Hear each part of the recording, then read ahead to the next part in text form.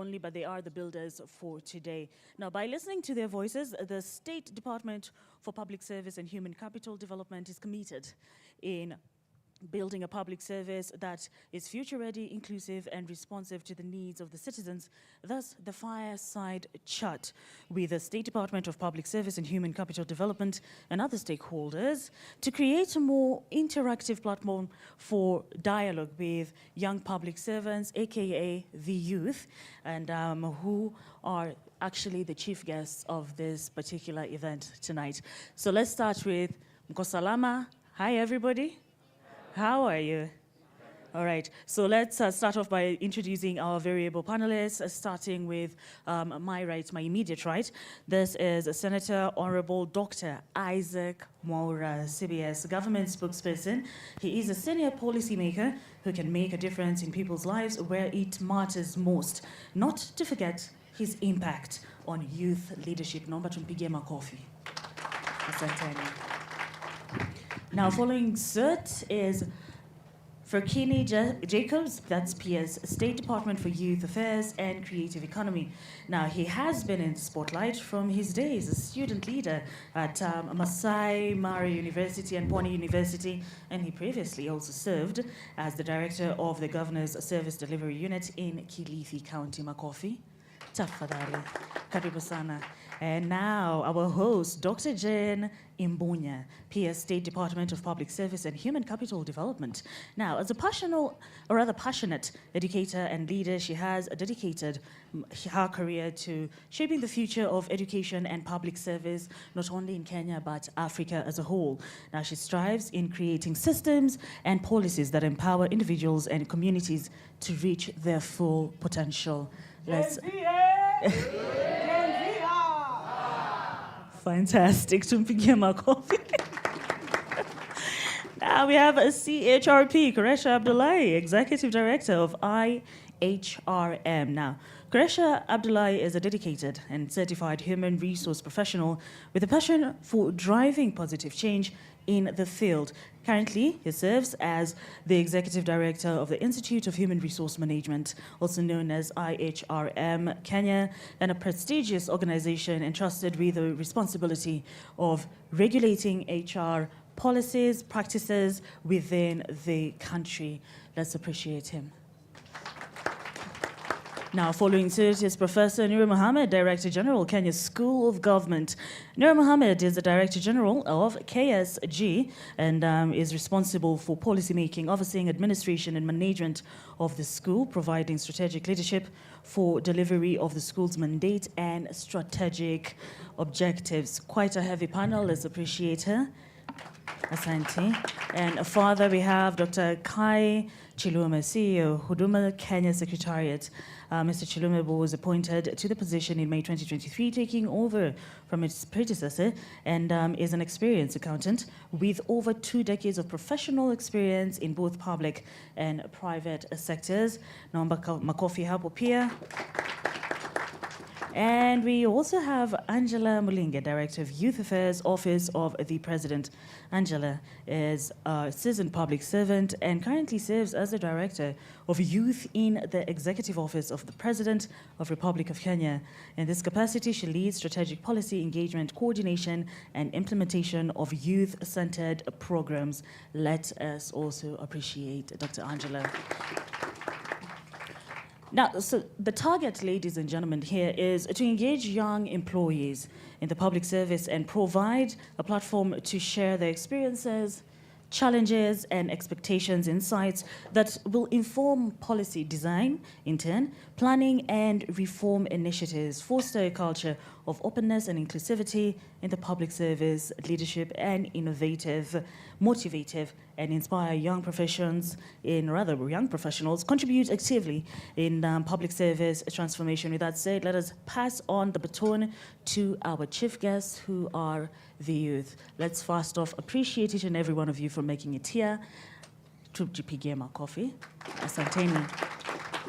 All right, so with immediate effect, we're going to throw it to the youth when it comes to matters, understanding, airing out their challenges. So we're picking questions immediately. Which one of us would like to go first? Can I see some hands? throwing it to the youth. There's a microphone that is roaming around. Okay. So you introduce yourself, and then we also gave Daktari a chance to speak on it. All right.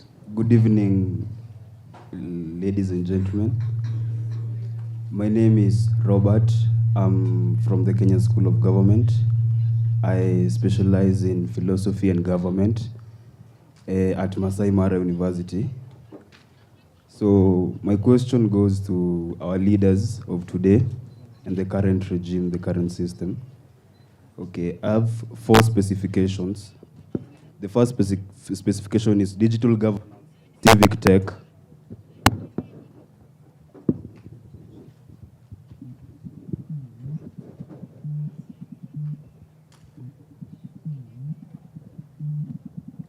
From digital governance and civic tech, I have one question. From users to co-creators, Gen Zs in designing government tech solutions. The question, can the government create a Gen Z digital fellowship program placed within key ministries, ICT, National Treasury, Public Service to audit and redesign key digital services for usability, accessibility, and efficiency? So that's my first question from digital governance and civic tech. Then my second question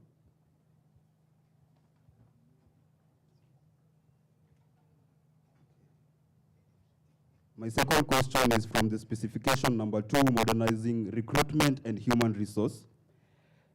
Topic is, meritocracy skills and new pathways into services. My question, will the Public Service Commission, PSC, consider skill-based assessments, e.g. coding tests, strategic comps, simulations, data analysis tasks to carry equal or greater weight than academic certificates for technical roles? That is the second question.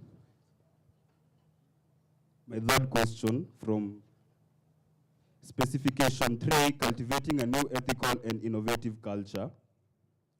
Building a public service that Gen Zs can believe in. What concrete steps taken to protect whistleblowers and genuinely reward integrity so that young employees are empowered to call out malpractices without fear of retaliation? Now my last question, number 4, from specification, policy co-creation and engagement. Beyond tokenism, meaningful youth participation in policy drafting. How can the government integrate digital participatory budgeting tools and policy simulation platform to allow tech survey youth to engage directly with fiscal and policy choices? Thank you. Thank you. Daktari? Yeah, thank you so much for the many questions. I am the convener of today's fireside chat with our youth in public service. It is important, therefore, that I put context to why we all are here. We have oil fields in Lokicha Basin in Turkana County. In Kakamega County, Ikolomani, we have gold. Many would look at those as the asset that Kenya has. But allow me this evening to affirm and assure you that besides all those assets that we have, the greatest of them all is you seated with us here this evening and those of our youth and Gen Zs at home. Can you clap for yourselves? And that's the reason why we gather here. It's a fireside chat because we are redefining public service and leadership through dialogue. In the recent past, the youth of Kenya have proved that you have what it takes to shape the current and the future of this country. You have very decisive voices and energies. Those voices have been heard. Those energies and your presence has been felt. And therefore, this evening, you come here courtesy of the State Department of Public Service and Human Capital Development to express yourselves fully, so that whatever policies we make moving forward, your voices are carried. Hence, the theme for today's fireside discussion and this chat, the theme of it speaks to you. Your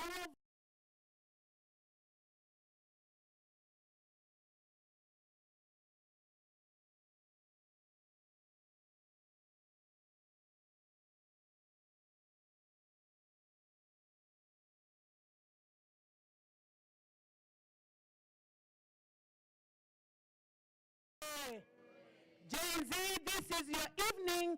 Kenya is listening. We are giving you your ears. And I'll allow our senior, the government spokesperson, to take the first questions. So, I am very happy, Dr. Jane Imbunya. You are doing a great job in your State Department. Absolutely amazing. This has never happened before. Let's clap for her. It's absolutely amazing, changing the face of government when it comes to public service delivery. And I'm happy because there has been a disconnect between the character of the public service and the population. Our population is, the median age is 19.7 years. But then we have kind of a little bit of a rigid public service, and so we need to engage with you so that you see the opportunities that are there. In my office, PS, I have actually the greatest employees in my office. The number are actually the Gen Zs themselves. The age varies from 20 years to 57 years, and majority are the young people, because in communication, you need these young tech-savvy Kenyans, because they are the ones who know how to communicate with their fellow Gen Zs and to push the government agenda. So what I want to say, in short, is that there is opportunity for the youth within government. I myself, who is seated here today, the first government engagement I had was at the age of 22 years. That's when I was first appointed as a director of a state agency, the National Council for Persons with Disabilities. And then I was employed as a young person that time. So I believe it is possible to actually serve your country when you're young. Indeed, I became an advisor to the Prime Minister of the Republic of Kenya at the age of 28. I became a member of parliament at the age of 30. So you who is seated here, there are opportunities. Don't say, kila tu naona tu kuna sangine kidogo PS, and moderator wetu hapa, majenzi kuna venye wao, hiyo time ya kuamka joo kuna shida kidogo. Hapo kuna venye mnataka flexible time, alama mjue kungara masuti tu wetu, mnataka kuvaa kama sasa hapo ndio unapata kuko na shida na hairstyle. But in terms of talent, the vibrancy, actually nyinyi ndio mnashika. Sijui kama nikusema vizuri nikisema kushika nari. Yaani kuna wale mnafanya, yaani ofisi inakuwa na moto. When I look at my office, for example, and this is the people who have come as attaches, those who have come as PSIP interns, they are the ones who are moving that office. So thumbs up, you have an opportunity to serve your country. And just know that when you get an opportunity to serve, it is not to an individual, it's to God. Thank you very much. What a PS. Gen Z power. Yes, that's the signature. So, my name is Fikrin Jacobs, the Principal Secretary for the State Department for Youth Affairs and Creative Economy. I couldn't miss out an opportunity to join my colleague PS, Dr. Jane Imbunya, in the occasion of this fireside chat with the young people in the public service. I think, historically speaking, the public service is one of the most traditional conservative systems within our governance structures world over. And I think while we have experienced a lot of generational transitions, it is fair that sometimes we create a moment to come and listen from their own lived experiences so that then we can be able to reshape the future of public service. I believe, and as has been rightly indicated by the government spokesperson, that for the little experience that I've had to interact with the public service, both at the county government and right now at the national government platform, I think the young people, the fresh minds who join the public service right from their universities or colleges bring one of the most pragmatic energies, which is long overdue for some of the systems and processes of public service to be able to move. But even as we move, I think it's always fair. And that's why I congratulate my senior. Other than being a PS, I religiously refer to her as my mom. I appreciate her for this kind of initiative. And I know, and maybe to challenge all of you, dear comrades in public service, that I know the nature of public service is such that many times you wouldn't be free to ask a question or raise a concern or give a suggestion before your peers or your seniors. But this evening, Mom calls us to a different order. So we are free to share so that then we can also pick these good suggestions that you have so that then we can reshape the public service for God and country, but also for the current and the future generations. Thank you so much. Thank you. Now, Madam PS, before we get to you, there was a question that the young gentleman was asking in Marta's integrity. And even as the rest of the panelists introduce themselves and give their take on this event, we can start off with that. How do you merge Marta's integrity, the youth, and this is under, of course, the public service. So we'll start off with you, spokesperson. It's amazing because young people hawa watu wanajua kusema ukweli na wajua kuficha. Sometimes it rubs off at being a little bit not very polite. Una venye majenzi zingine mkituzungumzia tunaonanga bwana Kashima kameenda chini kidogo hivi. But I like the fact that you have been able to make us to be more accountable. And we as leaders are responding because we are listening and we are here. And that's why Dr. Imbunya has called all of us here to be with you. As a mother, you know, as a leader, as a university don, you know, as a very dynamic, patriotic Kenyan and a woman of integrity. So that then we listen to you and we hear what are your concerns. And you know now, the kind of people that we are dealing with today are young, educated, tech savvy, and you know, it's not like before where the information is coming from one direction, from government to the people.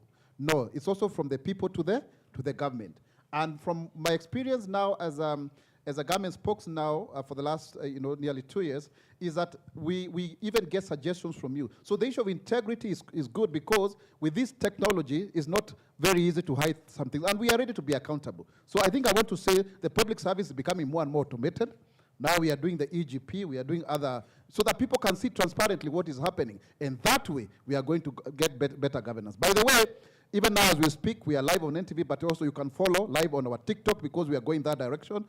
You know, spokesperson GOK and also our X account, because we want everyone to actually get what we are saying. Integrity is key if Kenya is to move forward, and the Gen Zs are the fulcrum that pushes that towards the right direction. Thank you very much.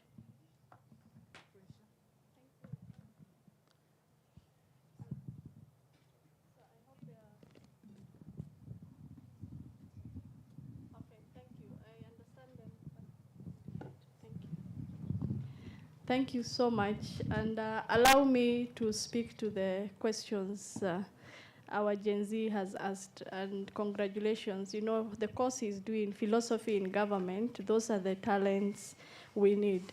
And Madam PS, I want to speak from HR perspective. I've been in this field for the last 19 years, and I'm also very passionate about youth, for very deliberate reason, because I come from the marginalized community and we face the same problems with the Gen Zs. And what he raised, basically, if I just look at the first question, about digital governance and civic techs. Now, we live in an era, it's no longer about the Internet of Things, we're in the AI era. And who is able to do that? It's our Gen Z. So, Madam PS, when they're in our space, we should also be willing to let go of the bureaucracies. I know the law process making within our country is hectic, but the ministry is also assigned policy making for HR. So as things emerge, we should be more than willing to tap into his skills and inform policy decisions. There is nothing that we will lose but keep up with the rest of the world. And I also want to touch, he talked about skill-based when it comes to meritocracy and referring to the public service. You know, the beauty of online recruitment, which I know since COVID, the Public Service Commission has gone fully automated, even doing some interviews online, it has given opportunity of equality. And if you look at their reports, the values and principle reports that they've been doing, you can see there is change in terms of even how we employ, because you're no longer required to travel to Nairobi to do that interview. They are doing the interviews online. So there are some wins that the government has already done. And I want to speak to culture. And Madam PS, there's something that is misunderstood, whereby we should allow, just because someone is Gen Z, they should show up at work however they feel dressed. You know, when you set a code, the dress code, for example, is a culture. And when it's been shared with you up front and you've agreed to it, then coming in to change, then it takes a process. And we all understand change is a process. But I'm also a firm believer that if the trust is there, the policies are set, the objective of that individual is clear, then the workplace is no longer a place, but it's a space whereby as long as you have your tools, you can work from anywhere, but we must have established the trust, you know your objectives, and also you can meet your deliverables. Thank you. Thank you. Thank you. I'm very happy that this gentleman studied philosophy, and you know yours truly is a graduate of philosophy from Pune University. So I'm happy to meet a colleague. Too bad during my time I was the only student in my class, so I'm happy to meet the second student now in my class. I think on the issue of integrity in public service, especially for youth who have joined the public service, you see, over and above being a young person, as soon as we sign into public service, we are public officers. The issue of integrity is guaranteed in the Constitution of Kenya, Article 10, Article 232, which talks about values in public service, you know, how a public servant should conduct themselves. And I think an abstract has been laid, you know, on why there could be some conflicting, you know, conduct as far as the young people within public service is concerned. But I think I wish to reiterate the position of the Constitution in public service.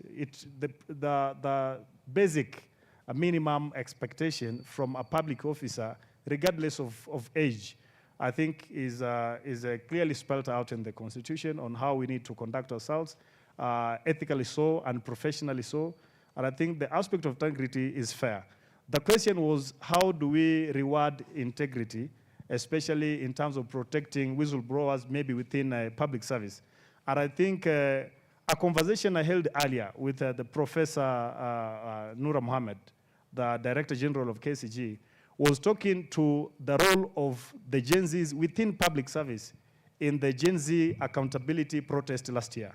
Because I understand within the public service, there are Gen Zs who, a majority of you here, who felt like they were a little bit pushed to the wall, and because they could not speak because of the fear that actions could be taken against them, sometimes they could release information maybe to the young people in the streets, who then they could use that same information, you know, to, you know, as part of their riot agenda.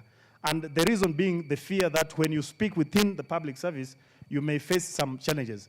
And I think now the first definition of redefining or reshaping public service is such that we can guarantee space for young people within public service to speak freely. I think to the leaders, beginning with the principal secretary, who among other responsibilities has the responsibility of taking care of the human resource, including you as the young people within public service. So that should not be a challenge. I think maybe what we need to embrace is with the change in generation, what we need to embrace is with the generational changes comes along with the fact that other than the principles of governance, we are bringing young people who are a little bit free, brilliant, and would want to openly express themselves. Right. And I think we give that kind of space so that you can express yourselves, so that we can also guarantee your protection, and we can maybe use your suggestions to reshape public service. Thank you. Thank you, Bernard. Yes, let's appreciate him. I'd like to pass over the microphone to Abdullah. Thank you. I'd like for, okay, also Ms. Nira Mohammed.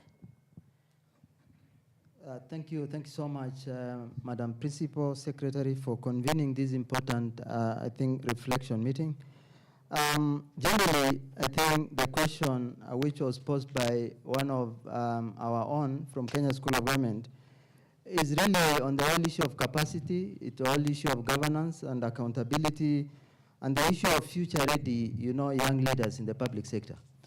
From where I sit, as Kenya School of Government, when we first, I first came in as a Director General, the first thing I did was to establish one very important critical pillar. We call it youth empowerment programs, where Peter Quest here is the one in charge. Madam Secretary, the first thing, there are 4 or 5 things that we did. Recently, we convened a meeting of young leaders from the state corporation, and the reason for that, for convening that meeting, is for us to reflect on one agenda. We call it the Kenya we want. And so therefore then, what we did is that in that Kenya we want, during that time, there are 5 critical things that young leaders mentioned, and he said that it must be moved forward. One of the things that we are going to convene in November, as Kenya School of Government and the able leadership of our Principal Secretary, is what we call the intergenerational dialogue. That will be in November coming up, so that then we'll have the 2 generational dialogue, the younger generation and the older generation in the public service, so that then we reflect on what worked, what didn't work, what are some of the things that in the public service that we must stop doing, what are some of the things that we must start doing, or what are some of the things that we do differently. Second, Madam PS, other than that, there's a movement we have started, together with the young leaders, called the Kenya I Want movement under the 3 series program. We want to reach to that young person in the village, and we call it, under the 3 series program, which we are convening very soon. The third one is what they proposed, Madam PS, is that we develop, instead of the senior management course, which is normally academic-based, or a strategic leadership development program, which is academic-based, we develop a very specialized leadership program for young leaders, and we call it a transformative young leaders program targeting the young leaders in the public sector, so that then they also realize the whole issue of succession management, as well as, again, as guided by our Principal Secretary. And finally, under the whole issue of accountability and governance and integrity issue, Madam PS, they propose that we start what we call exemplary leadership series program, where then we catch doing public servant, and when we catch public servant doing the right thing. Most of the time, Madam PS, we talk of corruption and negativity in the public service. There are quite a number of great people in the public sector. So therefore then, we are going to start a series of leadership program called Exemplary Leadership Series Program, where the phase is catch them doing the right thing. With all this, Madam PS, therefore then, we coined all this under one critical theme called Growing Our Young Leaders Program, which we are working with PS Fikirini. Of course, under the leadership, we'll be able to bring about the transformation required. Thank you so much. Asante sana, Professor. Tumpigie makofi. So at this juncture, due to the interest of time, we'd like to go back to our youth for the question and answer session. Now for the question, you're allowed to ask just one question. We're going to put them all down, and then we come back to our panelists so that everyone can pick the question that they are involved in and give an in-depth understanding via explanation. Sorry, to our youth, this is our day, okay? This is our day. There's nothing official about today.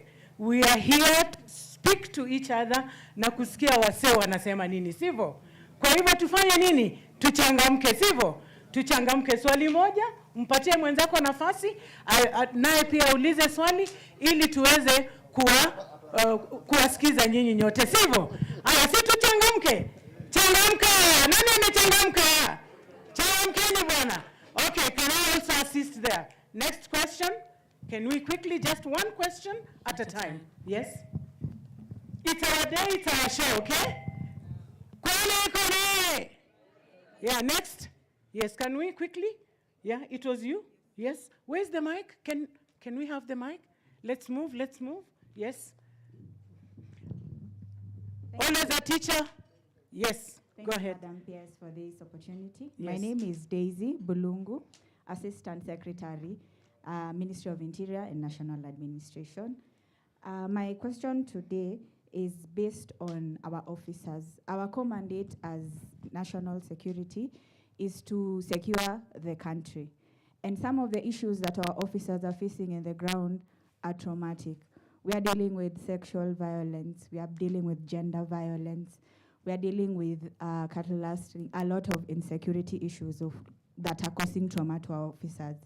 My concern comes in where the public service is offering counseling services or psychological evaluation for officers to be secure and to be in the right mind frame to deal with these issues at the administrative level and as a security officer in the ground. Thank you, Madam. Thank you so much. I'll take that one. The next question. Maybe we can move this side. Make it very brief so that we can interact with as many of you as possible. Good evening, Madam. Thank you for this opportunity. Thank I'm you. Sandra Jane from IHRM, currently an intern. My question was, how can the public service explore flexible or modern work arrangements? For example, the flexi work mode. You can work from home and also work in the office on different days. That's all. Thank you. The Director for Youth, Office of the Presidency, you take that one on flexi jobs. Next. Yeah, come for the mic. Just shoot straight to the question. Please tell us when we can break, okay? Yeah, so let's move. Hi, Madam. I'm Caroline from the Office of the Marginalized and Minority Affairs Unit. And my question is, how is the public service ensuring the inclusivity for marginalized youth, including those from rural areas and under-reserved communities? Because most of the youth there, they are learned, they have the capabilities, but they lack the opportunities and to be employed in the public service. Thank you. Thank you for keeping it short. Madam Margaret from HRM PEB, you take that one. One more from here, and then I saw a hand. Oh, yes. Thank you. My name is Jerry Okumu with the Kenya School of Government as a research fellow. Now, my question is... A bit louder. Sorry. My question is matters succession planning. Now, a large segment of the workforce is nearing the retirement age. This creates urgent succession risks. So what other than training, what are the measures being taken to ensure that a good number of youth are absorbed into the force? Probably, I would suggest mandatory hiring quotas, where we say if we could have at least 20 to 30% of youth in the recruitment processes that are absorbed to the workforce. Thank you. Thank you, moderator. Can we take the answers? Madam P.S., as we take the questions, we'll start off with the voices we've not had. Mulinge? remember there were 4 questions. Thank you very much, Madam PS. Naomba tumpigie makofi, Madam PS, tafadhali. Amechangamka tena sana. Yeah? All right. Mulenge? Thank you, my sister. My name is Angela. I'm the Director Youth, Executive Office of the President. And salutation to my elder sister, Principal Secretary, Public Works, young officers present, and online audience. Tonight, we are here to listen to your youthful voices and convert insight into action. On matters, flexible work arrangements. During COVID time, everything changed. And as we're speaking now, there are policies which are supposed to be curated by the government so that everything can fit to its own. For example, we have some people on the freelancing areas working on project by project basis with multiple clients and companies. On the, for example, the work areas. If you're a freelancer, maybe you're in Nairobi, Machakos, or in remote areas like where my sister comes from, that is Northeastern. There are those policies, they are being worked on, and I think my elder brother Mwaura can be in a better position to handle on that issue of policy making. Thank you.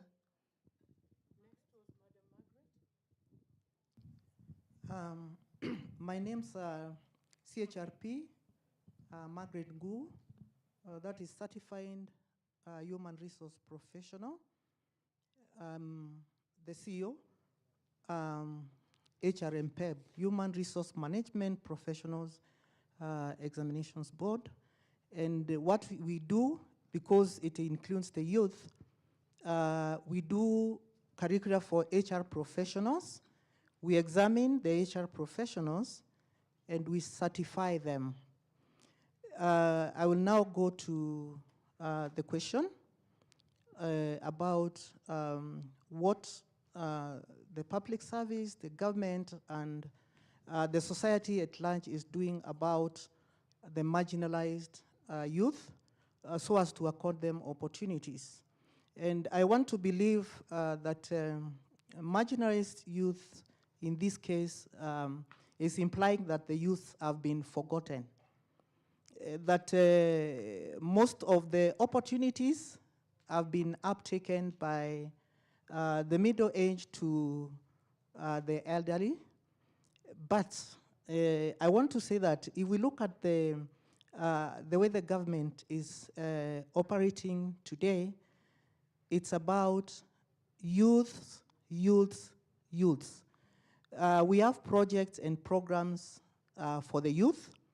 For bodies like mine, we are actually doing outreach in the TVET institutions and universities because we want to include the youth. We want to give them the competencies that they require so that they are well baked for the job market. And therefore, the youth have not been forgotten. And that's why we even have a ministry that deals with the youth. And therefore, my encouragement to the youth is that you are not marginalized. Grab the opportunities. Do not choose. Look at where the opportunities are and just grab them, because the future is actually the youth. The middle age, the a bit older are exiting the space, but the youth are the ones that we have. They are the ones who are taking over. And therefore, take courage, grab the opportunities, and take over. But of course, you must have the right attitude, and you must have the competencies that are required for you to prove that you can actually take over, lead, work, and build this nation. Thank you, Margaret. Thank you so much. I take the question on counseling. We will all agree that many people, many of us who need counseling, we don't come forward. And it's very difficult for us to know who needs help.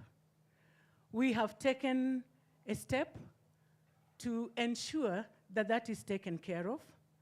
We have trained 1,630 counseling champions. These are supposed to help us to identify, diagnose where there is a problem, that need assistance, so they refer those to us. The second point that is very important for you as our young civil servants, our youthful civil servants, we now have 2 policies. Those policies are going to be launched in this institution, KSG. Those policies will do 2 things. The first one is to ensure that we sensitize government enough on the need to take mental wellness very seriously. And number 2, to ensure that anybody who needs that help receives quality medical care. And because I'm on the floor, I wish to let all of us know that counseling is not only, we do not confine it, as a State Department, we do not confine it to only our employees.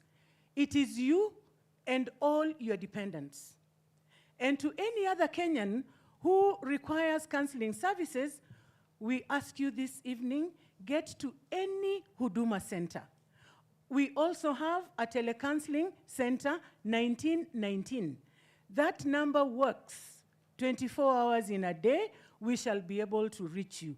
We understand how it, COVID came, lifestyle has changed the rhythm of doing things. So we all need mental wellness. Please make use of our directorate. It's led by a very able secretary known as Willie Sombima.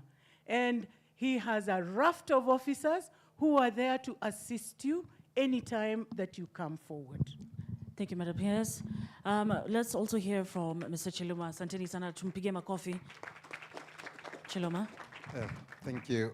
My name is CPA Benkai Chilumo, the CEO of Huduma Kenya. Now, first I want to announce to you that 80% of the staff of Huduma Kenya are youth. That's confirmation that the government has not forgotten youth in the public service. Number 2, I want to say that youth, as we always say, are not the leaders. People say youth are the leaders of tomorrow, but I want to agree with you that you say youth are the leaders of today. And the reason I agree with you is because you cannot be a leader of today. There is no way you can be a leader of tomorrow if you cannot lead yourself today. So for those progressive youth who want to lead, to take leadership position, first they must lead now by leading themselves. They lead their profession, they lead their emotions, they lead their character, they lead their integrity. Once you are done with leading yourself, then you can be a leader of today. Hamnipigie makofi hapo. And I want to emphasize that in this space where the youth are, it is the port of innovation where the youth are. It is the port. And I have evidence from Huduma Kenya that there are a number of innovations that youth have come up with. And that is why today, as I tell you that in Huduma we have 80% youth, you can also agree with me, Huduma Kenya is still the talk of the day as far as public service transformation. Sio ni ukweli? So if 80% of the staff are youth and Huduma is shining, can't we see the endless possibilities of youth in the public service? And this is about leadership. So I want to encourage the youth in public service that once you start leading yourself, then you can start thinking of being a leader of today. Thank you. Thank you very much. We'll take more questions from the floor, Madam Pierce, if you allow, due to the interest of time. Yes, let's take 3 more questions, and we keep our questions as short as possible, and also keep our answers as short as possible. You know, we've had so many ladies speaking. Watasema hatupendi wanaume. Kindly be very brief. Then, Shukran sana. Kwanza nianze kwa kuweza kumwongera Fikrini Jacobs kwa kuweza kuteuliwa, na leo iko siku yangu ya kuweza kutangamana nawe na swali. Swali langu ni kwamba kuje ujio wa AI na pia ukiweza kuangalia kwamba utandawazi na mitandao unakuwa kwa kasi. Swali langu ni je, serikali imeweka mikakati ipi kuhakikisha kwamba vijana ambao wako na talanta mbalimbali hawezi kupoteza nafasi za kazi baada ya ujio wa AI na pia upanuzi wa utandawazi? Asante sana. Thank you, Madam PS. My name is Peter Makali from the Ministry of Interior and National Administration. My question goes direct to you.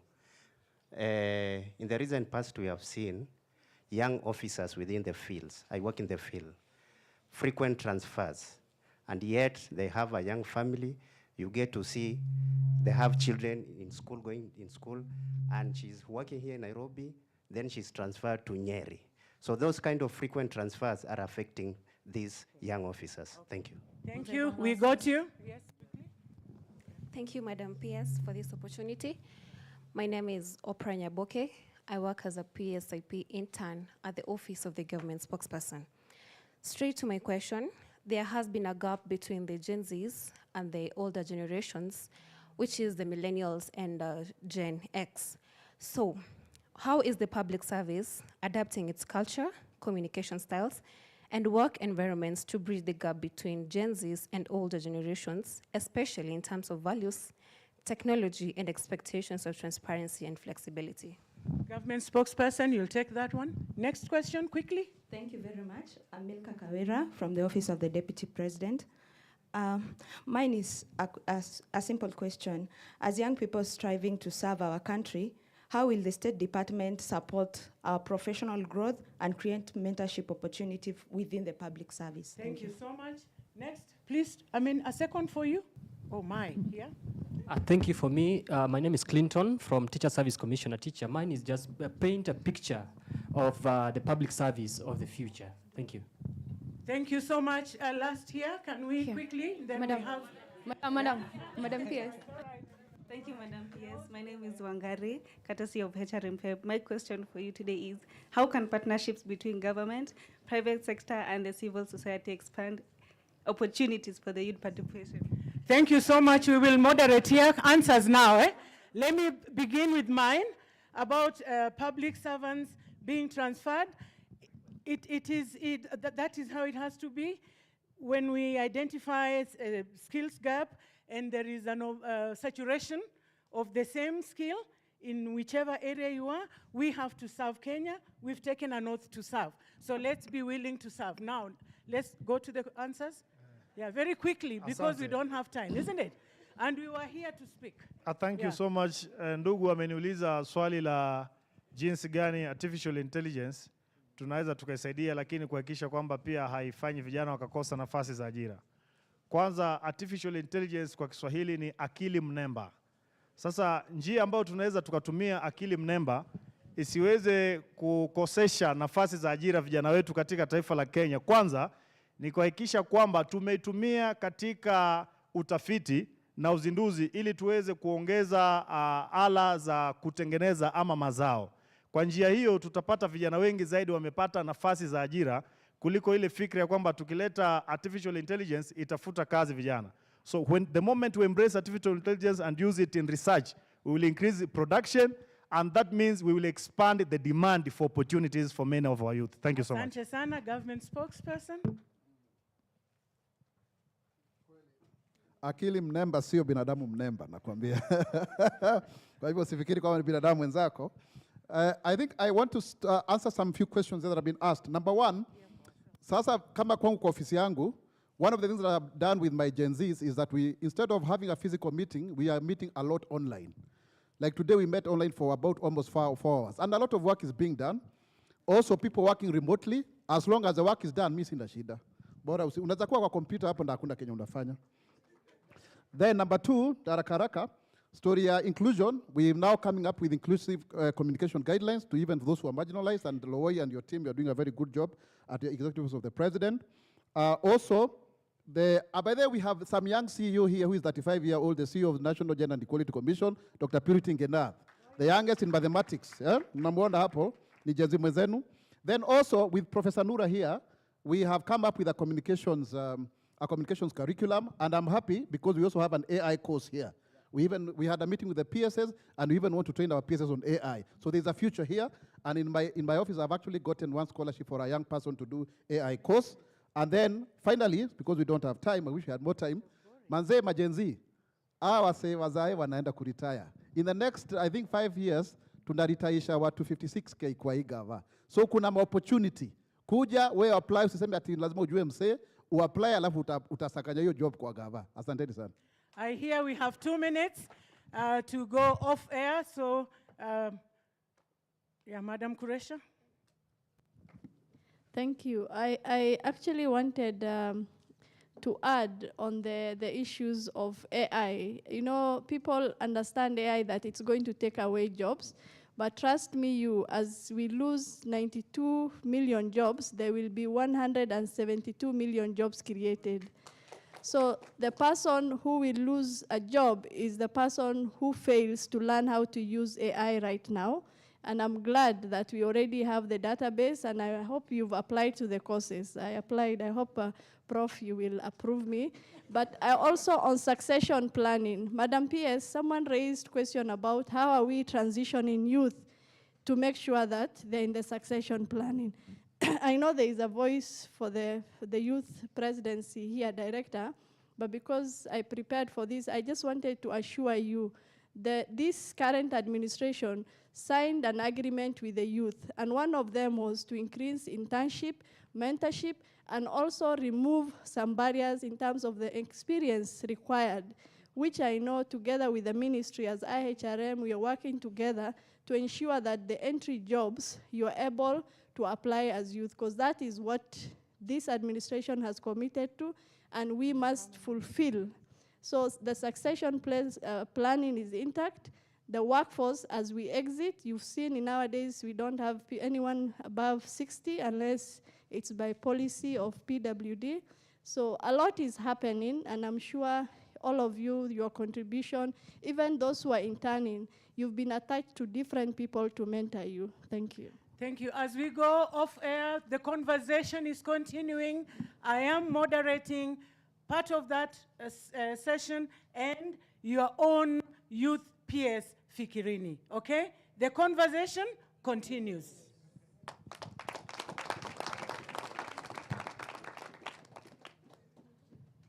Well, as you heard, the conversation is going to continue, but I think it's time to throw it back to programming right there in NTV. Thank you very much.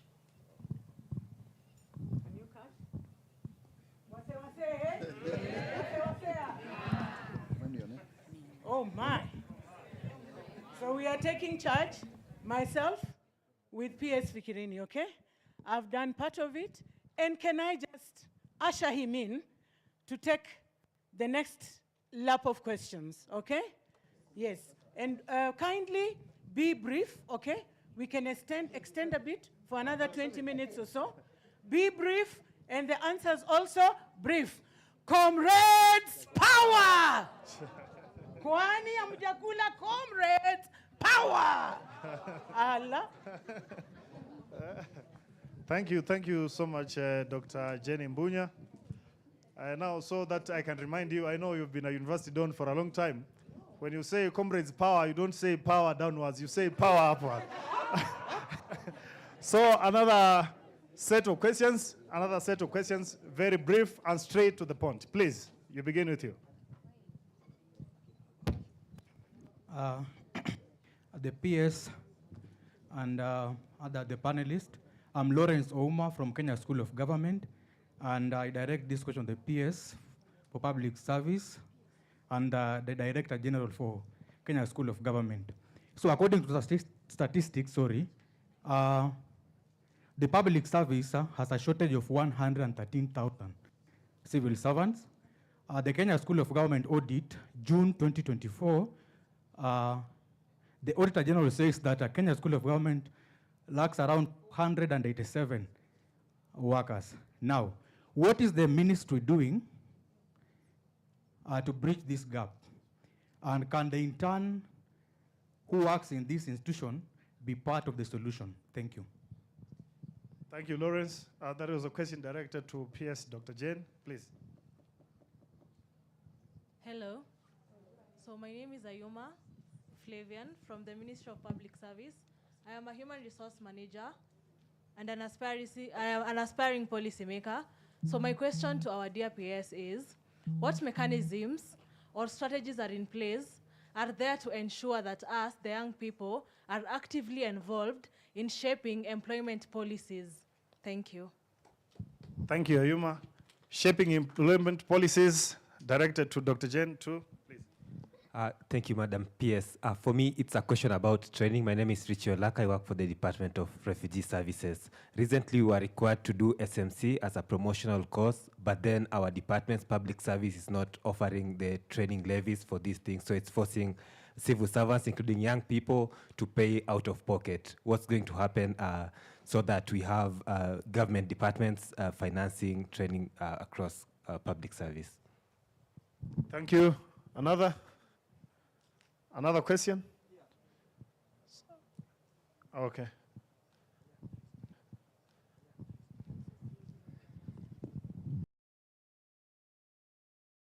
Thank you so much. My name is Jebichi Marion, an Assistant Director Research under the Smart Government Department. My question, now my concern is, you'll understand that the President has that art of eliminating the issue of unemployment in our country. And the world now is going the tech way, and innovation lies mostly with the youth. Now my concern more so goes on the side of youth in tech. Are there strategies in place maybe to identify or to come up with innovation labs or incubation labs for our youth to come up with homegrown solutions that the government can adopt than relying on external procurements? Thank you. Thank you. Such a good question. Yes. Good evening. My name is Ivy Mushoki.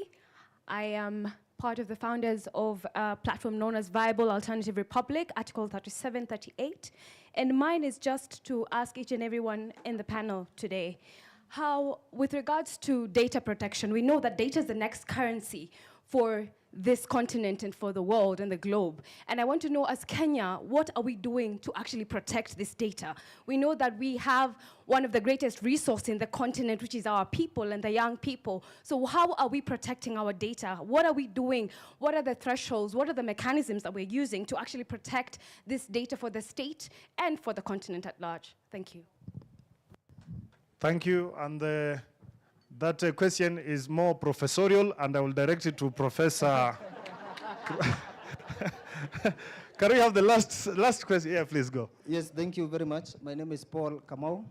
I present this question to the panel in general. You know, we have agreed that indeed the youth have a lot of potential, and they have a responsibility of leading innovation and leading agility within the public service. We have also agreed that there is need to hold some doctrines close to our hearts, the doctrines that keep the service to what it is. What is your perspective of having this youth now being meaningfully represented in the positions that matter, in the councils and boards of the public service institutions? And what is also your perspective on having the youth be represented in human resource advisory committees, including Maharmak? Because indeed, the challenges that the youth are facing, they are facing them because the people that make the decisions actually do not understand what Gen Zs want. And if they understand, they are not willing to take charge and lead the transformation. Okay. So if I got you right, you're also advocating for youth inclusion in the ministry and departments, human resource management committees, right? Yes, human resource advisory committees Okay. and public service institutions, councils, and boards of management. Very well. You'll get your answers right. Thank you. I think now we can appreciate. You have a question? Yeah, let's appreciate that gentleman from behind. At least he's representing the backbenchers. Thank you so much for this opportunity. My name is Samuel Moding from the Kenya School of Government. I have a question, which is from devolution from the youth. Why do you have to come from Kitale to come to work in Nairobi? So many people are working cities. Someone is from Loitoktok, he's coming to work in Nairobi, he's going to work in Mombasa, he's going to work in these cities. If you're talking about devolution, where about we go to the ground? Because right now, if I go back to my house, back to my home, there are no, my cousins are all over here. So I think it's just a chance, like if you are talking about, how about to just put it back in the place? Thank you. Thank you. You are very wise man. Very wise. Very wise. So let's please appreciate some responses from. We'll get you some responses from our panelists. Prof, you'll go first. Please welcome. Yes. Thank you so much, PS. I'll take 2-3 questions. I think there's one about the incubation lab, PS.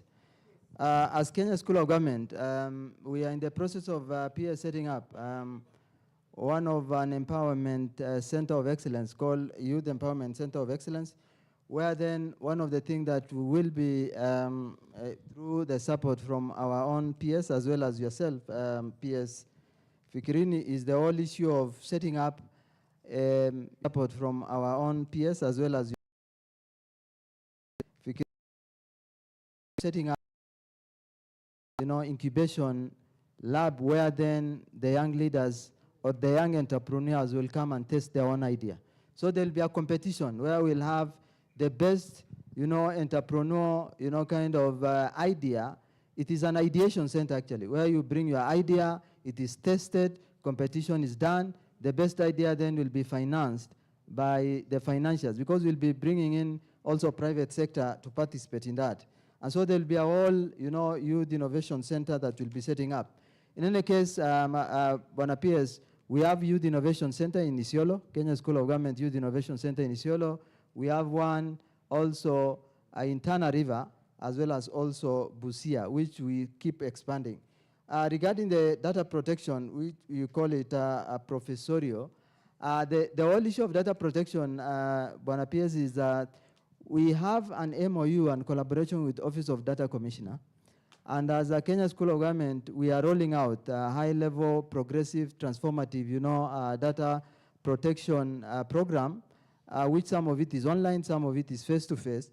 But what we are also trying to do is that we are in the process of introducing a data protection and artificial intelligence curricula, which will be rolled out in all, through, again, a support from our peers in all the public service, both national as well as the county government.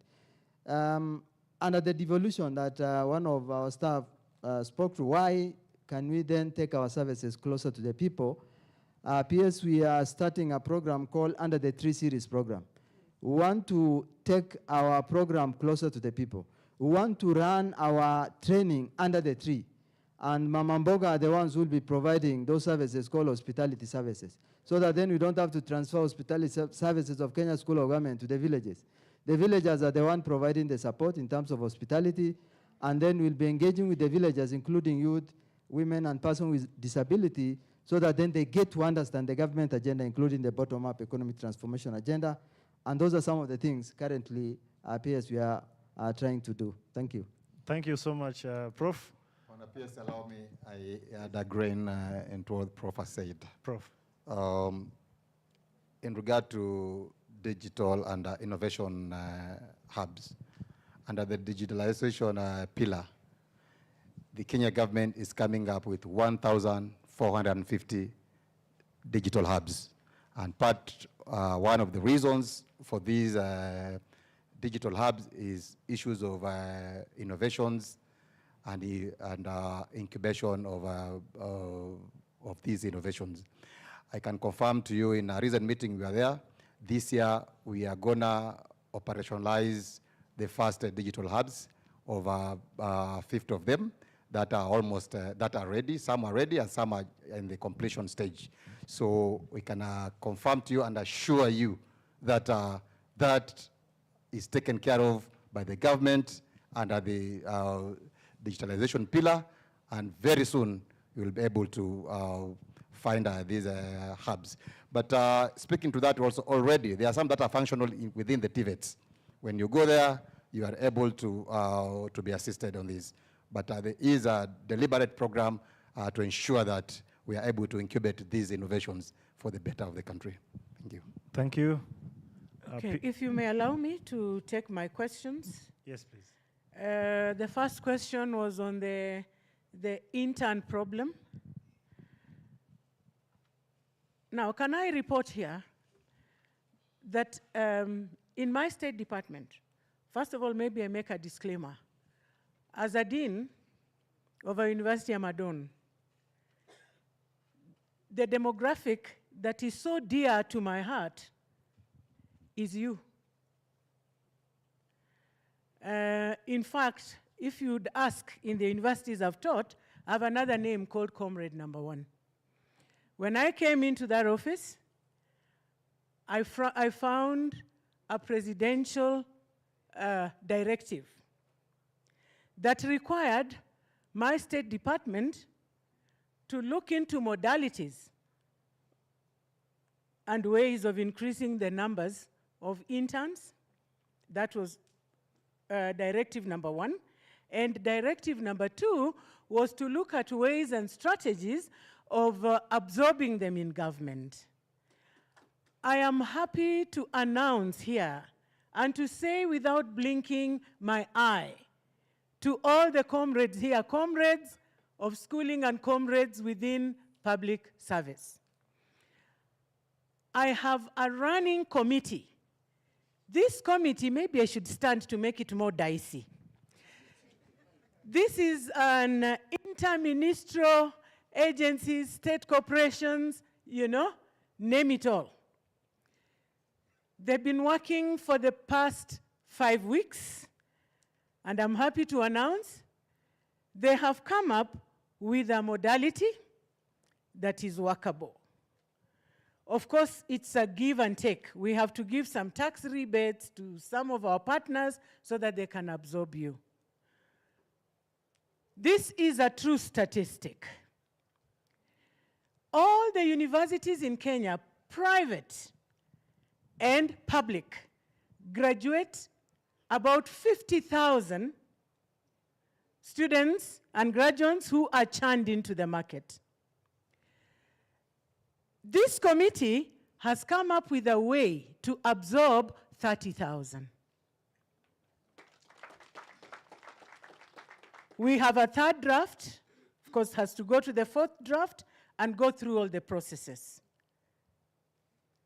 So if currently we are absorbing about 8,000 interns, plus 30 is almost the entire group. But that is not enough. Something else we are working on is to make the internship period longer. So we keep you in service for about 2 years as ukihangaika vile kuenda, si ndio? The next one that it would really be good music to your ears is that we are also working out ways in which we absorb almost half of that number into government. And you know, if we are in partnership with the private sector, then it means we are good to go.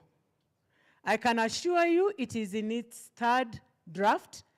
I have one of the members of that committee. In fact, there are two of my secretaries. They are both in that committee with the policymakers in my State Department. He's called Mr. Bongo, can stand up. If you have any further questions, he will answer. Mr. Bongo is the secretary in charge of management consultancy services and delivery services. And then Dr. Mbijiwe is in charge of human resource. So if you need more information on that, they have that information. So those are very, that's a very dear population to me, and we had to do something. Then there was the question on what happens, of course, what is happening to the interns now, there's a plan in place. We have succession management, yeah? When those people are moved to the next position, they leave vacant positions. But I want to say this. For the shortest period I've been in office, me and my son Fikirini here, we are the monos. You know monos? But we behave as if we've been there for 100 years. Yeah. Government advertises jobs. Those jobs have got no age caveats. I want to ask, how many of your colleagues and friends applied for the latest ones? We had so many, it was about 2,000 plus.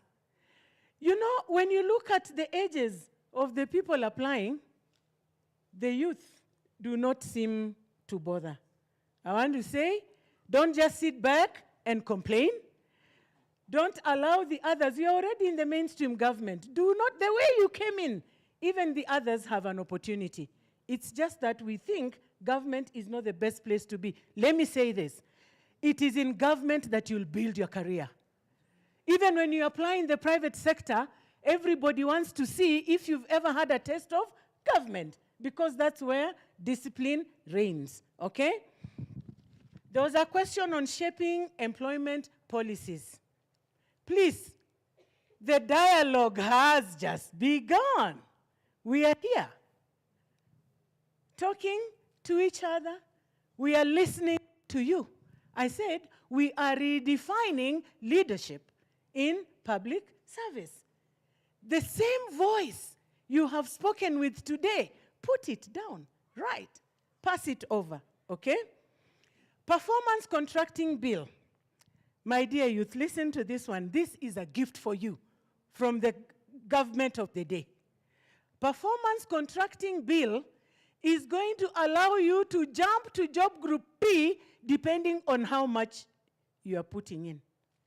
It's not going to be the idea of age progression. Can you hear me? And this is what the government of President William Ruto is doing. The office of the PCS is working round the clock with my office to ensure that this bill succeeds, so that you come into government, it's not about how many years you've been there, it's about service delivery. Now, let me give you another gift as to why you should not get worried and say, okay, in government, we don't move, what about policies? We have a new policy. It's known as the Public Service Transformation Policy. Do you hear that word, transform? You get it? That's also a gift for you. Our Gen Zs and Gen X, is it, what are they called, these ones who are coming up?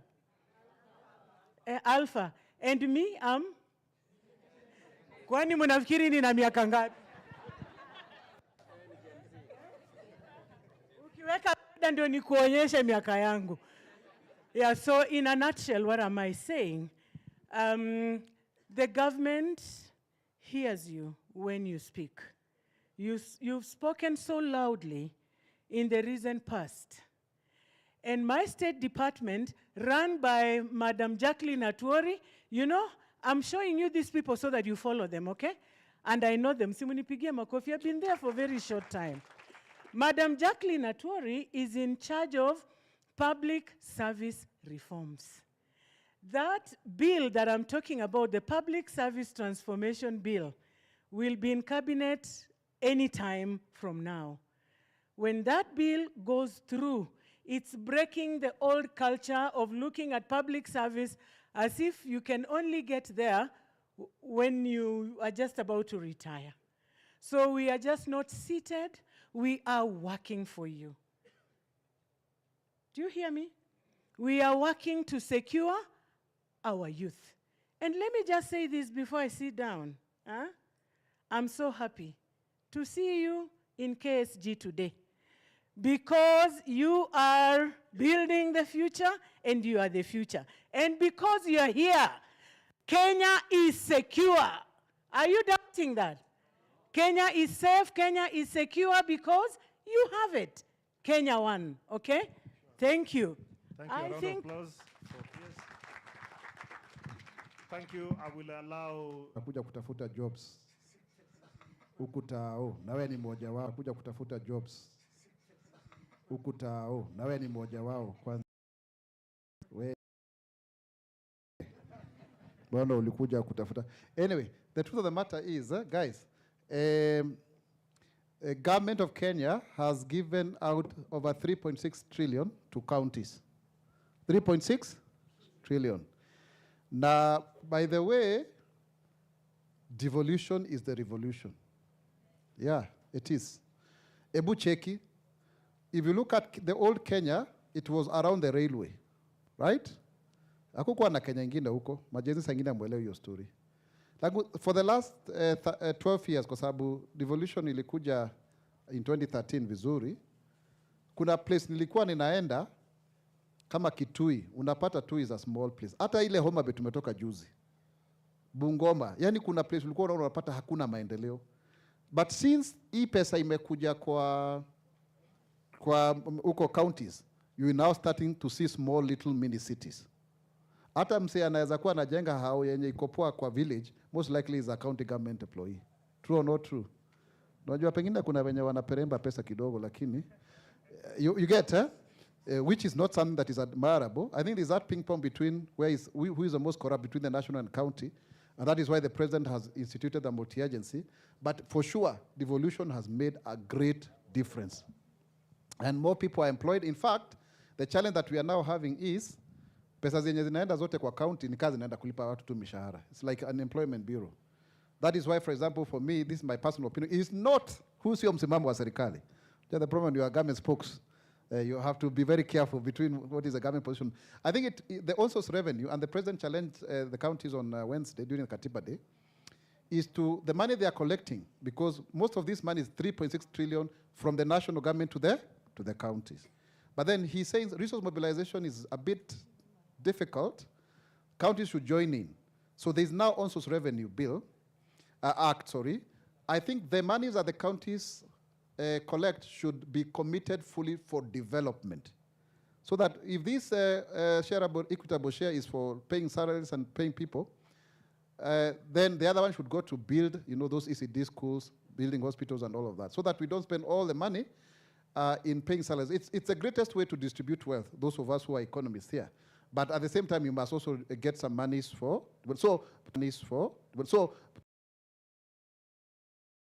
devolution is giving people jobs at the counties.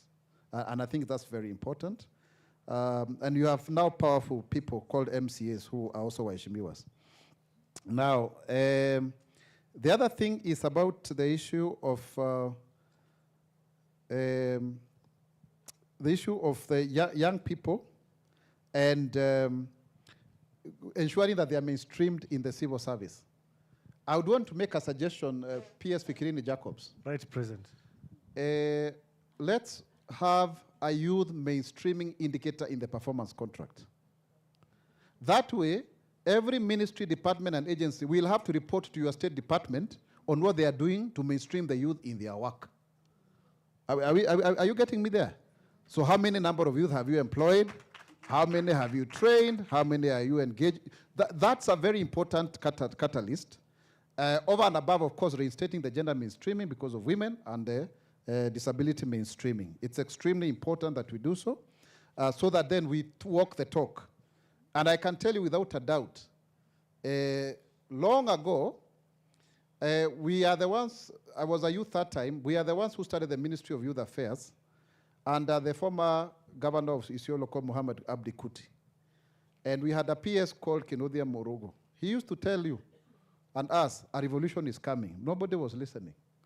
Yeah, and that was in the early 2000s, mid-2000s. So this revolution, we have an opportunity to really leverage on the youth bulge and push our economies forward. But PS Fikirini, allow me, so that I don't hog the whole limelight, PS Imbuja, I have my two friends here to say something, because one of them is your fellow youth, and he's a CEO. She was employed at the age of Atatuambia. And then, when I was young, sometimes back, because of some things I used to do in high school and later on, we were selected 25 youth across the world to go and represent other countries in Germany on young voices for education for sustainable development. One of the 25 that I also met, because I was part of them, is a young lady then called Adriana here. And now she's the head of youth programs at the Global Center for Adaptation in the Netherlands. So she can also say something about what are the opportunities in the climate action and adaptation, so that we also get to know, because this whole issue of climate change is important. We met in 2009, and we met again after last 2 years ago in September, so that they just tell you what is happening in their spaces, and also what is the National Gender Equality Commission doing in matters youth. Thank you so much, Spokes. The PS is present, and my colleagues, and my Gen Z's age mates. The Spokes has said I got the job, I was 34 years, now I'm 35. And I was the youngest, and I think I'm still the youngest CEO in government. And I think for me, when I wake up every morning, is to ask myself, am I making a difference? Am I doing something that is impactful? When my children look at my story, will they see the contribution that I made? And whether I'm a CEO or not, that is a question I would still ask myself. So all of us as young people, we have to know that this country is depending on us.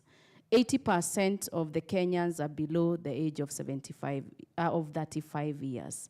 It means then, whatever we do, whatever actions we take, it is for this country. So we have a bigger responsibility to build the nation. But another thing that is important is to take advantage of the courses that are being offered for young people.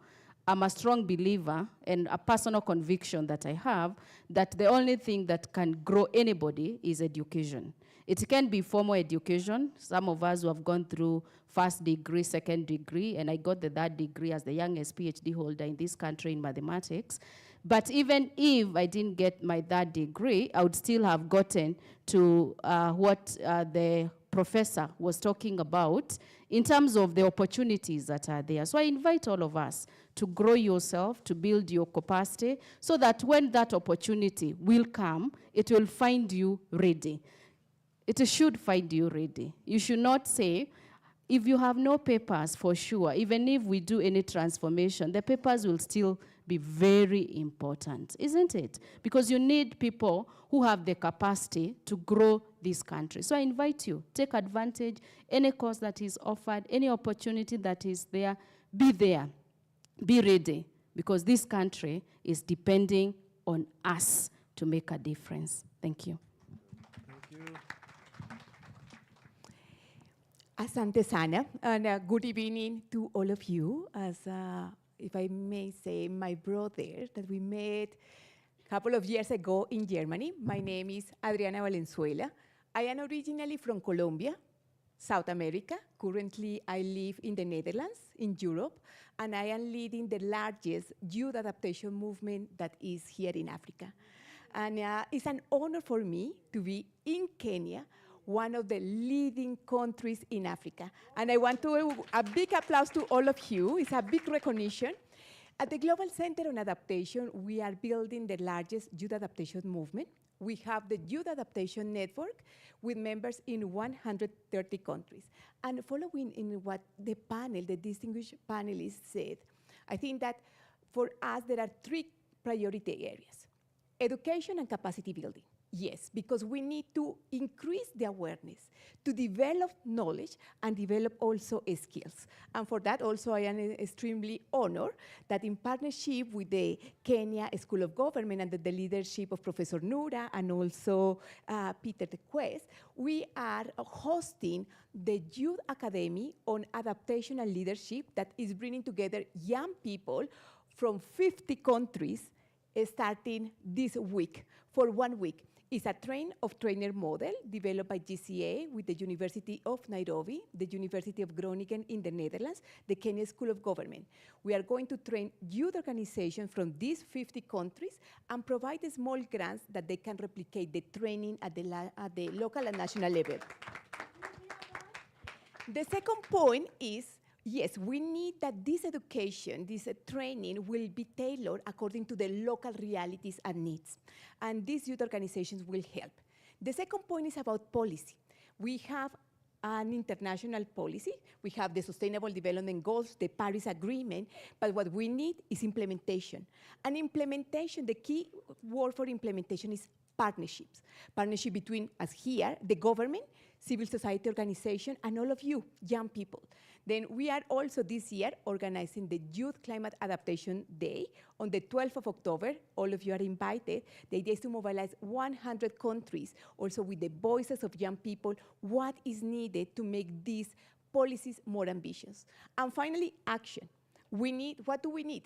Young people need jobs, need to create new opportunities, and we are working on the area of entrepreneurship, how adaptation brings job opportunities. And here in Kenya, I have been extremely inspired from different initiatives, climate smart agriculture, water harvesting, irrigation systems. There are many entrepreneurship, and we need to support these innovative ideas.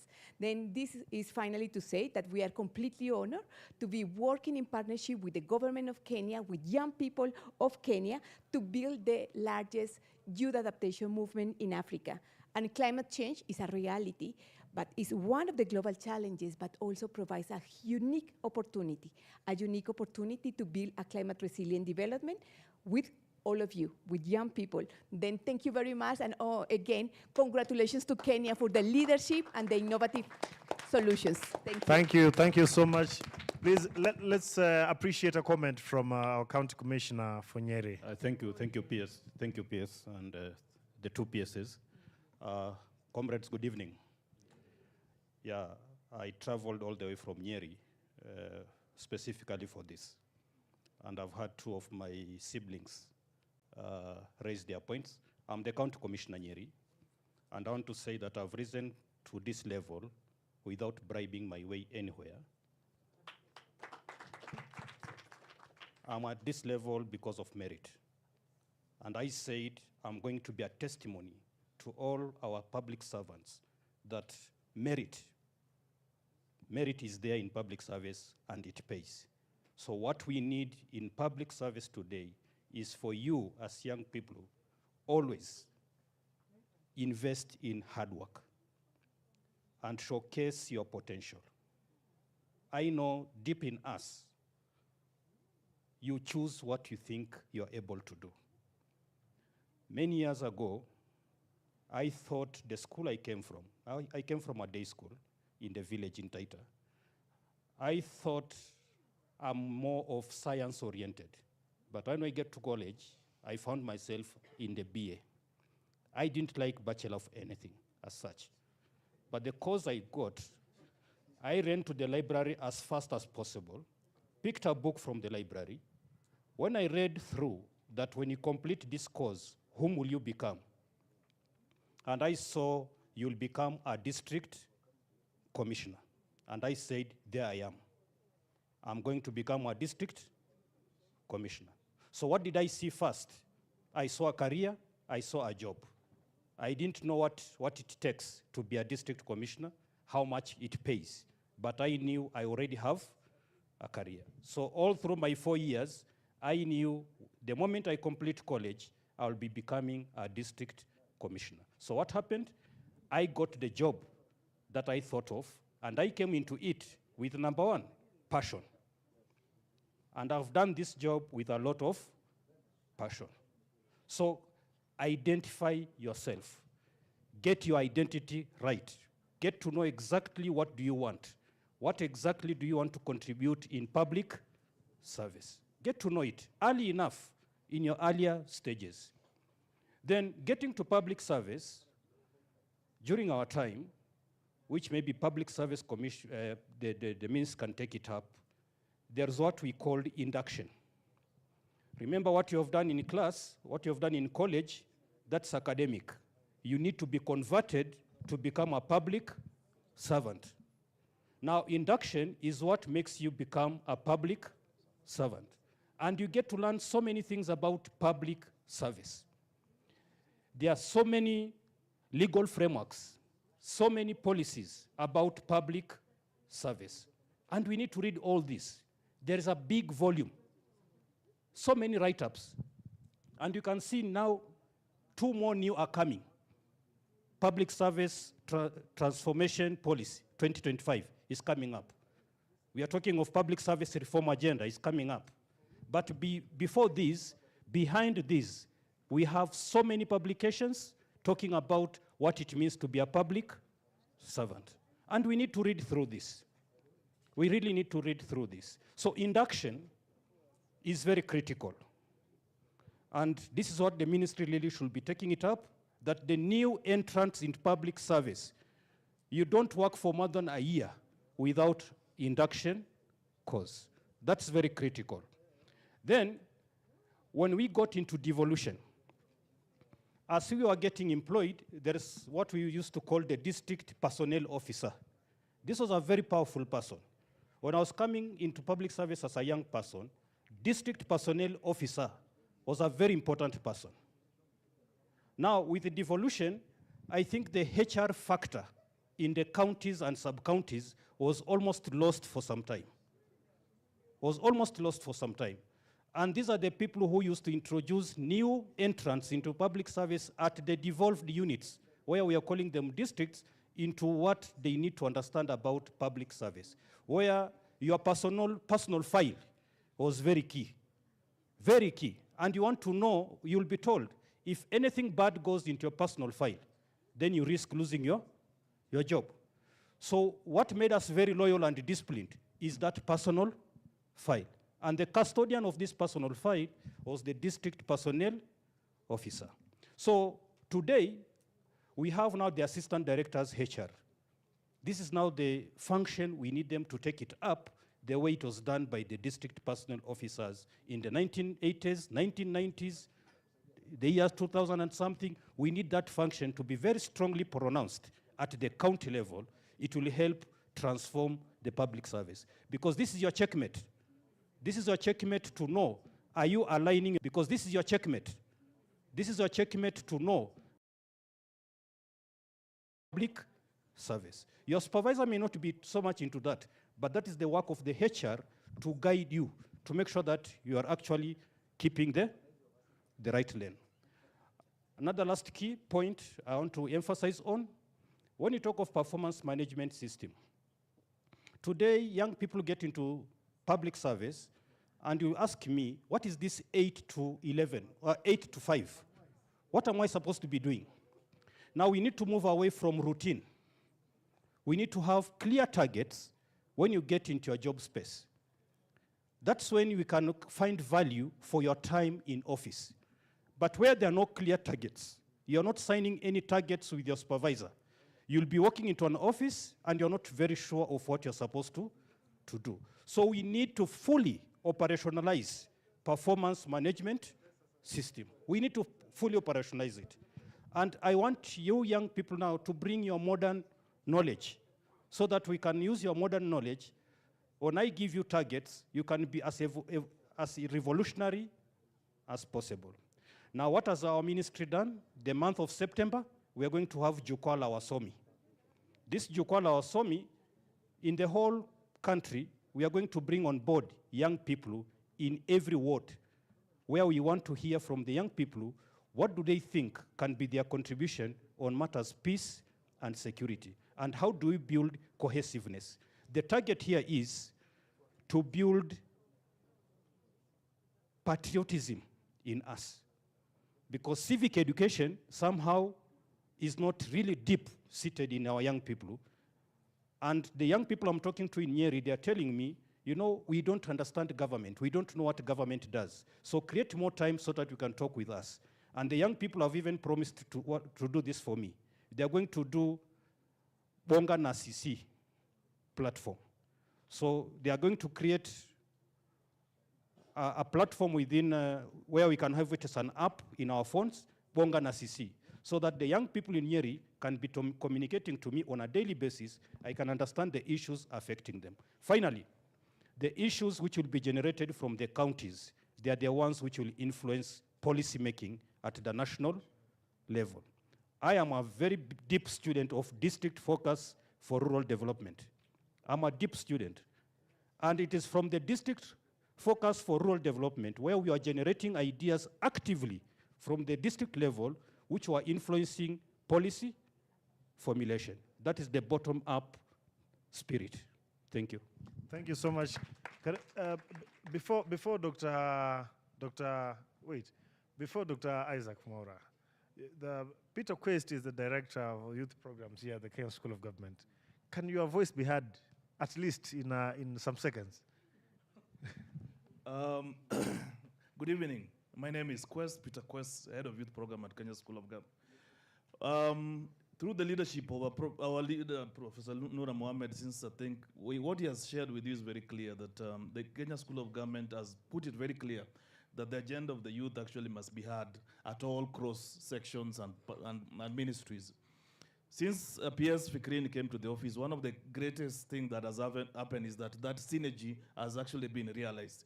Right now, we are working with the Ministry of Public Service to make sure that youth mainstreaming is very strategic in our programs at the Kenya School of Government. Professor has made sure that the programs, especially program targeting the young people, are actually subsidized.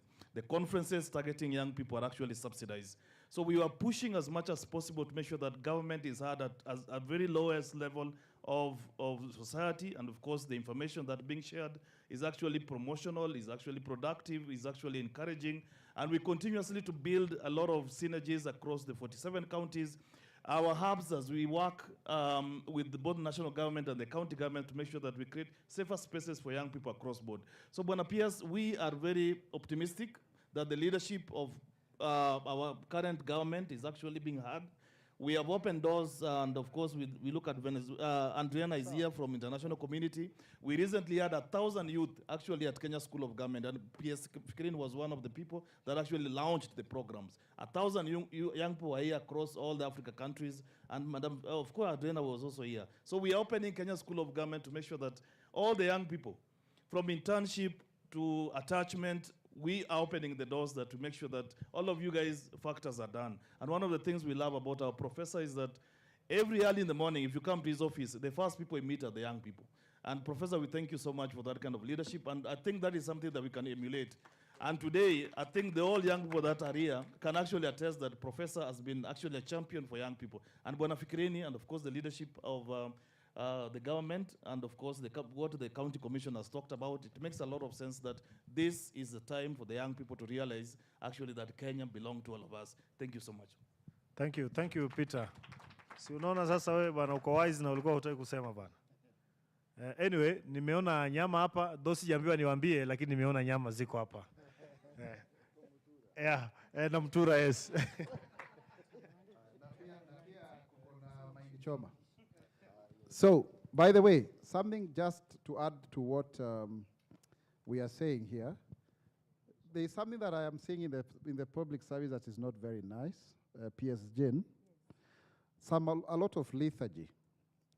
People who lazima wasukumwe wafanye kazi, lazima kapadie mkatoke ndio watu wafanye report.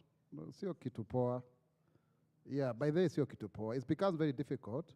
And sometimes it's being unpatriotic. Ndio tunasemanga mimi ni Mkenya mzalendo, je wewe. Mimi ni Mkenya mzalendo daima. Let me give you a story of some young people who have worked with me. When I joined the office of the government spokesperson, I had to kind of restart it from afresh, because sometimes when you get a new office moved from one ministry to another, inakuanga hivyo, wale ambao you have faced that before. Or when you have given a state department to almost start from scratch. Now, I met some interns, PSIP interns, that 3 of them, who are working with my predecessor, Cyrus Oguna. Or rather, they came soon after he had left, but they were in that office. Now, there is one gentleman called Alan. Alikuwa anajituma sana kufanya media monitoring, very active, even when resources are very few, because when you start an office, inakuwa a bit difficult. Take it from me. There is no way, when I got opportunities to give people contracts, I would have left him behind, because he was the most hardworking.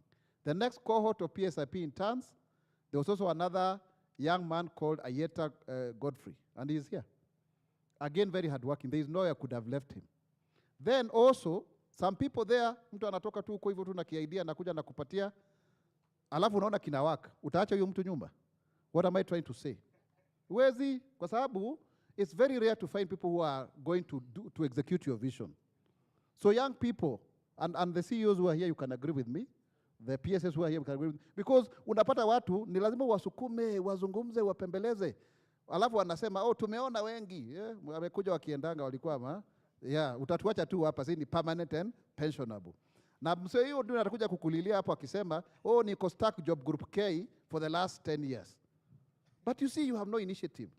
Sometimes in the public service, because I've been an officer before, by the way. Before I went to parliament, I was actually a principal communication officer. So I know. I have risen actually in the ranks in one way or another. But when I look at it, and you see kujigamba, please, don't take it as if it is self or whatever. There are people who I was with when I joined in the Bado Wakoyo job group. Now within that time, Mungu alinisaidia, nikapita, nikaenda atakuwa mbunge, nimerudi hiyo. So the secret I have seen with the civil service, when you stand out, you'll always get a promotion. Why? Because you'll be around PSS, you'll be around senior people. When they want a job done, is done. And allow me to use my good friend Bongo Wekesa here. Bongo, we started with him in the civil service, true? Yes, we're in the Ministry of Gender, Sports, Culture, and Social Services. Maina Commander was our minister that time. And within a very short time, Bongo has risen all the way to job group T. Na wale walianza nao sidhani walikuwa watu huko chini. So when you make yourself useful, because we are desperate for people who can make us shine. And you make your boss shine, you also rise. Kama ni katrip, mutaenda na yeye. Akiulizwa nani anahitajika, then you are visible. But ukikuwa yule wa kununguna, unakuja umechelewa saa 4, bila padiem uwezi ukasema, lakini list ikitengenezwa wewe ndio wa kwanza kuriot. You know, we've been in this space, oh, gari haina mafuta, siwezi kaenda. Uwezi ukajituma, hata hiyo kaubaka 200 bob uende mkutano umetumwa. That there was no transport officer, there was no sijui nini. Those are the things that are making people to be stuck, and they are making our public service to be extremely but I believe, hii enaje naona ya Dr. Imbunya hii ambayo unaiona hapa, si anatisha huyu mama. Tumpigie makofi bwana. I mean, let's just ask, which PS in public service has ever organized a fireside? Mweshai kuona kama hiyo? Alafu ako na PSS mwingine fire si fire, anaitwa Roko. Hao wawili wanakwenda kuenda, si ndio? Si Roko inamaanisha kuni. Iko ndio tuko hapa fireside. Asante sana. Thank you so much. So nimesikia kuna program hapa imepangwa, sijaambiwa niwaambie though, ya anguka nayo. Si ndio? Ya anguka nayo kidogo. Huyu comrade yuko next to me, amesema hawa ni watoto wake na yeye ni comrade number 1. So kuta mziki utakuja, msiwe na wasiwasi. Mziki